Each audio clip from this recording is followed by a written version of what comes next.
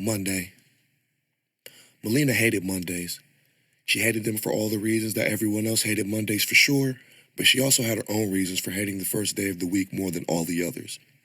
Not only was Monday the slowest day of the week and the day of the week with the most scheduled obligations, it was coincidentally the same day that her most annoying customers seemed to frequent the locally owned coffee shop named Thornton's, where she was a waitress. These annoying customers, who have made appearances every Monday like clockwork for nearly 5 years now, seem to take their role in ruining Mondays for her very seriously. But this Monday was going to be different than all the others. This Monday was going to be one of the most beautiful Mondays of her life because this Monday is the day that she finds out the gender of her first long-awaited baby. The excitement alone makes her feel like her body is covered with electricity as the anticipation swells more and more with each moment of the day that passes. Already for months now, her and her newlywed husband have been tossing names around, trying to see what they like, but they haven't been able to agree on much up to this point. 4 months of pregnancy had brought the couple closer than ever before, and the two of them couldn't feel prouder of the family they were starting together. But as of today, on this special Monday, the two of them have only been able to agree on 2 names for the baby, despite the newfound bond in their evolving relationship. So far, the only names that they have been able to agree on are Xavius, if it's a boy, and Kennedy, if it's a girl. Melina herself wants a daughter, so she's been really campaigning hard for the name Sabrina, but she hasn't had much luck with getting her husband to agree because he says he has no interest in raising a child with a name that sounds like a stripper's stage name. This comment earned him a solid, playful punch to the arm from Melina, who let the subject drop at the time, but she hadn't let go of the idea of trying to change his mind from Kennedy just yet. This is a goal that she's prepared to achieve by any means necessary and no matter the cost. Agreeing on the name Xavius had been easy, though, since the name was unique and sounded exclusively special enough to make their child distinct from others in her mind, which was important to her if it was indeed a baby boy. It also felt like a strong name to her and her husband, and it was one of the only boy names they were able to agree upon just by random coincidence. Girls' names were a different story, though. She didn't care about the name being unique or special, just cute. And to Melina, the name Sabrina was exactly that. For the whole day, Melina's thoughts carry on along this stream of thought as she excitedly tries to imagine what kind of personality her child will have, what their favorite color might be, and what career path they might choose as adults.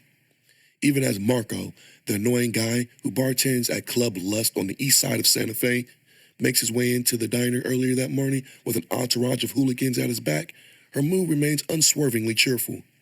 She simply tunes out the loud banter between the friends that usually irritates her to the core, takes their orders, and serves them everything they request with a smile of pure professionalism. Using the same approach on all the other subsequent annoying customers who make their way into the diner that day, Melina coasts through the morning and into the afternoon with her cheerful mood still intact. It isn't until she's an hour or so away from ending her shift that her temperament takes a nosedive from jubilantly joyful to despairingly dark. When the doors of the diner open and a man wearing a solid white suit with shoulder-length, shadowy black hair enters, there's a tangible feeling of dread that sweeps through the entire cafe like an icy breeze. Patrons and employees of the diner suddenly find themselves compelled to turn and watch the enigmatic man as he enters the coffee shop radiating with malevolence. In that moment, the sound of a pin dropping onto a bed of feathers would have been loud enough to cut through the silence in the room as everyone stares intently at the man. At first glance, his ominous facial features seem to be etched into his face with lines of age that are older than comprehension. Yet at the same time, Melina notices that the man looks incredibly vibrant and youthful beyond articulation as he casually seats himself in an empty table in her section.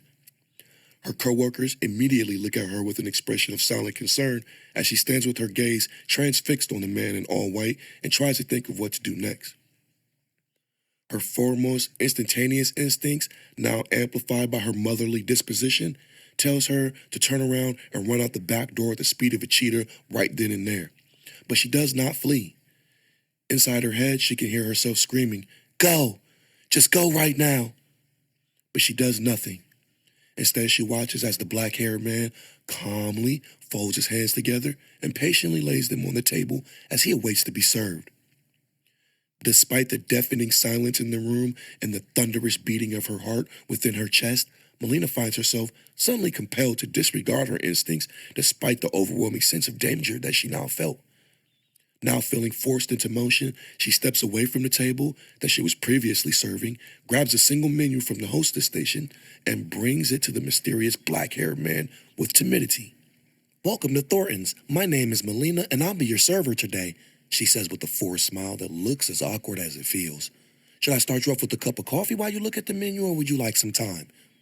The tremble in her voice is inaudible to everyone in the room except the man in the all-white suit, but he says nothing. He just smiles as he casually looks upward with empty, icy blue eyes that cause Melina to involuntarily shudder when a chill quickly runs down her spine. His smile, charmingly beautiful but deceptively hypnotic at the same time, makes her soul shiver with fear as she tries to maintain her composure of professionalism without breaking eye contact. It isn't until the extended pause between question and non-answer becomes unbearably torturous that the man dressed in all white finally responds. "Tell me, do you value your existence, Melina?" He questions with a tone of voice so emotionless it echoes and resonates in her mind with unspeakable emptiness. "Excuse me, sir? What kind of creepy-ass question is that?" Melina spats out sardonically. "It's a very straightforward question, my dear. Rhetorical, yes, but still very straightforward, since the answer to the question should be blatantly obvious." Sweeping his gaze away from Melina to meet the rest of the room's stare, the wispy black-haired man allows his stolid grin to spread across his face in a way that was utterly terrifying, yet remarkably stunning. It's as if he were a high-powered magnet, drawing them all in with a hypnotic intensity that they can neither resist nor comprehend. Even the workers, all the way in the back of the diner's kitchen, find themselves drawn in by the man in white as they make their way toward the front of the cafe to see what's going on. "Well, obvious to me, that is," he amends with a demonic sneer as he continues to look around at all the people present. "Look, I don't know what your deal is, buddy, but it sounds like you're off your meds or something. So if you don't mind, I'm going to have to ask you to please stop scaring my customers and leave before I call the police and have them show up," Melina says with a trembling yet resolved tone of voice as she visually signals for a coworker to go ahead and call 911. The sneer of the man dressed in an ivory white designer suit only grows wider as he ignores Melina's request to leave and rises from his seat to address everyone in the diner directly. "Most of you undoubtedly would answer yes to this seemingly obvious question, professing not only do you value your existence, but you value your right to exist as well. However, this is nothing more than a lie that you cling to because you believe your pathetic existence actually matters," the black-haired man says with a cruel sense of compassion as he walks among the diner, gazing at each person one at a time. "But the truth of the matter is, there can be no value to existence unless there's purpose. Purpose can only be realized and fulfilled through order. Therefore, beings such as you, who live in existence full of total chaos, simply just don't have the capacity to understand existence for the distinct privilege that it is," he continues without interruption. "Day after day, time after time, I've watched this cancerous entitlement to existence spread like a raging wildfire throughout creation and destroy everything in its path. Over and over, I've witnessed your kind fold in on itself and undo their own existence through plague, famine, war, and genocide. So when I ask Melina, and everyone else here, do you value your existence?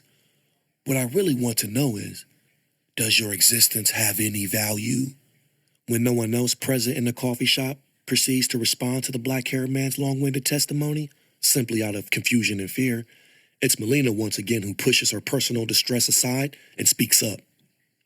"Last time I checked, Bright Eyes, the value of my existence is none of your damn business. So how about you stop with all this cheesy supervillain shit and worry about the existence of the police out front right now," she says with a snide sneer of her own as several police cruisers pull up and surround the front of Thornton's Coffee and Diner with sirens wailing.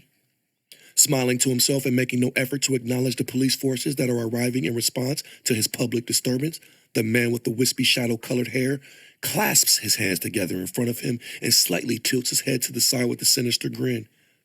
"You may not admit it, Melina, but I know you honestly don't believe you're bringing your daughter Kennedy into a world that actually deserves her existence," he says with a chilling tone of voice that's reflected in the ice blue coldness of his eyes as he motions towards Melina's belly. If you did, you would have done more to ensure that she inherited a world devoid of dysfunction and chaos. Instead, you doom her to an existence of suffering. Tell me, what type of mother would do such a thing? Shocked to hear the man refer to her unborn baby by name, Melina is rocked to her core as she stumbles backward and shields her pregnant belly from the creepy black-haired man who she believes somehow just identified her baby's name by peering into her mind somehow. Shaking her head side to side with vigorous incredulity, Melina digs into her reservoir of spiritual strength and decides to defiantly stand against this man who seems to be the embodiment of pure evil. Yes, you scary-ass man who should be locked up in a mental institution. I truly believe this world deserves my daughter's existence, and I believe that my daughter deserves to exist. You aren't God, and until you are, how about you take your sad-ass, wannabe mafia gangster-looking ass right out of this diner, please and thank you. The police would like to have a word with you if you haven't noticed. With a swift glance over his shoulder, the man in all white immediately sees police about to enter the diner with their guns out. Everyone in the diner can only hold their breath with desperate anticipation as he ignores the police and continues addressing everyone in the diner with sanctimonious smugness. I'm afraid then this is where we must part ways as we agree to disagree, young Melina. In the end, I hope that before you return to the empty, you can find a slight sense of peace as you finally understand the true value of existence once and for all. Rest assured that as you say farewell to forever and embrace oblivion, the suffering of your existence will finally come to an end with purpose. Melina clutches her pregnant belly protectively and steps forward to confront the ominous man once more, but she freezes in place instead. Just then, she witnesses something unthinkable unfold into an unescapable reality right before her eyes. Suddenly, the eyes of the man in all white turn completely black without warning as he turns to face the officers approaching the diner. That's when the policemen out front suddenly start dissolving in the thin air like wisps of smoke disappearing into a windy breeze.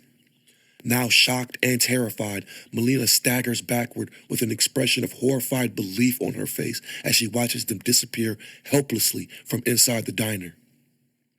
All at once, there's an audible gasp that resonates throughout the coffee shop as everyone present witnesses the clothes and equipment of half a dozen police officers instantly fall to the ground as they simply wink out of existence like a shadow in the light.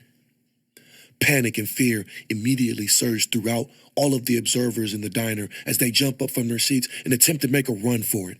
To Melina's horror, she watches in panoramic slow motion as everyone around her suddenly begins to melt away into nothingness one by one, leaving only their clothes and possessions on crashing to the floor. Still unable to utter a single syllable in response to what she was seeing, Melina stands paralyzed and staring in shocked dismay as people she's worked with and been close to for over 5 years all start to evaporate into nothingness right before her eyes. Outside of the diner, a cacophony of car horns can be heard, shrieking out as drivers suddenly dissolve into nothing and leave their vehicles to crash into one another as if conducting a symphony of pandemonium in the streets. As this is happening, the man with long, shadowy black hair, dressed in an ivory business suit, just stands there smiling malevolently and savoring the absolute terror emanating from Melina as she comes to understand what's about to happen to her. She turns to meet the man's dark, empty, black glazed eyes with distress-filled eyes of her own that were now crying tears of mournful melancholy as she opens her mouth to begin begging for her baby's life. Only the words never come out. She tries to run, but her legs won't move. Frantic for all of this to just be a horribly bad nightmare of some kind, she clutches at her stomach and does the only thing left she can do in this situation. She drops to her knees and she prays. To this, the strange evil man sneers with a contemptuous scorn as he gazes down at the fallen woman with his cloudy black eyes. I wish I could tell you that Melina was just dreaming, or that her prayers were going to be answered, and that her and her child were going to be saved. I wish I could give you the satisfaction of seeing a really bad man fail in his desire to orchestrate mass murder on a scale that we've never seen since the dawn of time. But that's not how this story plays out. Sadly, Melina and her unborn baby don't make it out of this story alive. But at least in her last moments of existence, she makes peace with her fate as she slowly dissolves and fades away into nothing. I wish I could tell you that this story was going to have a happy ending, where the husband busts into the diner, saves his wife and unborn child, and then defeats the evil supervillain to save the world. But the truth is, I can't tell you how this story is going to end, because I don't know how it's going to end, to be honest. Endings are funny that way. But as the man dressed in all white, with void, dead eyes, departs Thornton's diner and continues his path throughout this long, expansive tale, the only thing I can tell you with any certainty about this story is that this is where it all begins.